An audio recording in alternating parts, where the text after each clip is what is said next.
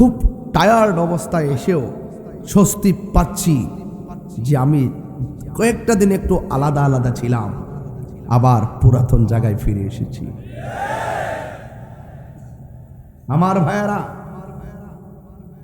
অনুরোধ করে বলবো, আমরা কখনো খানকায় থাকি বলে দুর্বল মনে করবেন না।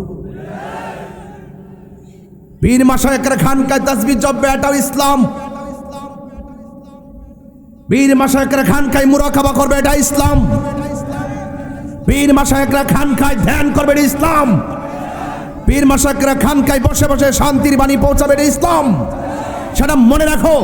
পীর মাশায়েখরা খানকায় বসে মুরাকাবা করে বলে দুর্বলতা মনে করবে না। আধ্যাত্মিকতা এটা দুর্বলতার বাণী নয়, আধ্যাত্মিকতা একটি শক্তিশালী বাণী। পীর মাশায়েখরা কখনো কখনো দেশের এই ক্রাইসিস মুভমেন্টে দিন রক্ষায় কখনো কখনো ময়দানে নেমে পড়বে, এটাও ইসলাম। কথা বলেন, দেখে না বলেন।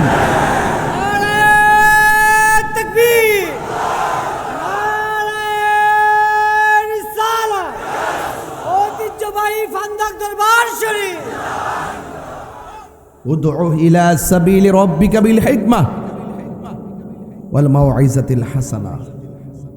আমার যুবক ভাইয়েরা, মানুষকে দ্বীনের পথে ডাকতে হবে হিকমতের মাধ্যমে, সুন্দর কথার মাধ্যমে।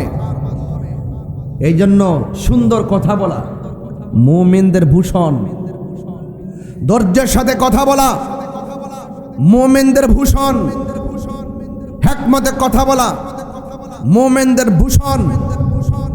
তার মানে এই নয় যে বাতিলের সঙ্গে আপোষ করব, ঠিক না বে ঠিক?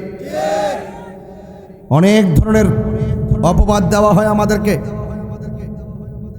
দেওয়া হয় কি হয় না? আমার পূর্বে বলেছেন যে আমরা একমাত্র একজনকে সেজদা করি, জবান খুলে বলুন তিনি কে? আর দার্থহীন আওয়াজ বলুন তিনি কে? মাজার গিয়ে আমরা জিয়ারত করি, কিন্তু যারা জিয়ারতকে পূজার সঙ্গে তুলনা করে, রাসূল পাকের যে জিয়ারত করে যে সুন্নাত, এই সুন্নাতকে তারা বৃদ্ধাঙ্গুল প্রদর্শন করে। যারা রাসূল পাকের সুন্নাহকে অস্বীকার করে, সুন্নাহ প্রক্রিয়াকে পূজার সঙ্গে তুলনা করতে চায়, এরা কখনো নবীর খাঁটি উম্মত হতে পারে না।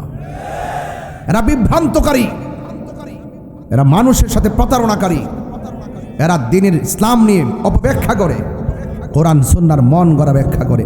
এমন লোক আছে না নাই?